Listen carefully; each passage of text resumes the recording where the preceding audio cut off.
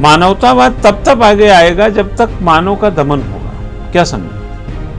हम न्याय की बात तो तभी करते हैं जब अन्याय सामने खड़ा हो जाता है। हम सच की बात तभी करते हैं जब झूठ हमारे सामने खड़ा हो जाता है। हम उजाले की बात तब करते हैं जब अंधेरा हो जाता है सामने। और हम सुरक्षा की बात तब करते हैं जब हमारे सामने असुरक्षा की सारी संभावनाएं खड़ी हो जाती हैं। आमतौर पर हमेशा सकारात्मक शब्दों का जो प्रयोग है, जो अनुप्रयोग है और जो जीवन में उतारने वाली बात होती है, वो तभी आती है जब हमारे सामने उसके उलट व्यवस्था बन जाती है। कोई भी व्यक्ति सुरक्षित की बात तभी करेगा जब उसके सामने पहले असुरक्षा आएगी। क्यों?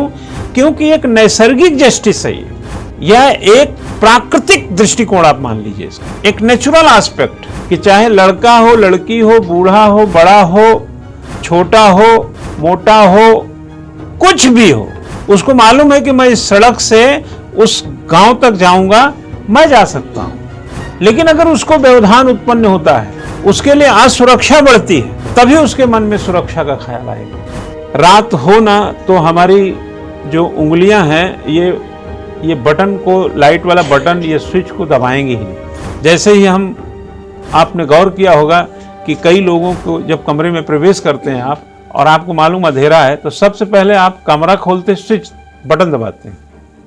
लेकिन पहले से लाइट अगर जली हो तो, कमरा खोलते ही उजाला हो तो, जब अंधेरा आया ही नहीं तो हम उजाले की सोचेंगे ही नहीं, जब असुरक्षा होगा ही नहीं तो हम सुरक्षा सोचेंगे ही नहीं, जब तुम झूठ बोलोगे नहीं तो हम सच के बारे में विचार ही नहीं करेंगे।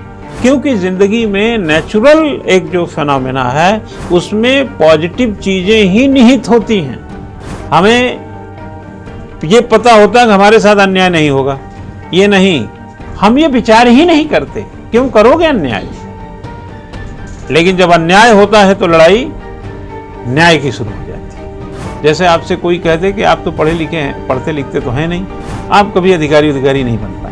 अब आपके सामने क्या आ गया? एक चैलेंज आ गया। अब अगर आप इस चैलेंज को एक्सेप्ट करते हैं तो बदलाव हो जाए। चैलेंज का एक्सेप्टेंस ही जो है बदलाव का पहला कदम है। क्या बोला रविन्द्रनाथ टैगोर ने? मानवतावाद को स्वीकार करना। अगर हमने मानवतावाद की बात कही तो बिना अपील, बिना दलील, बिना वकील के कोई माई का लाल किसी को सजा नहीं सुना सकता।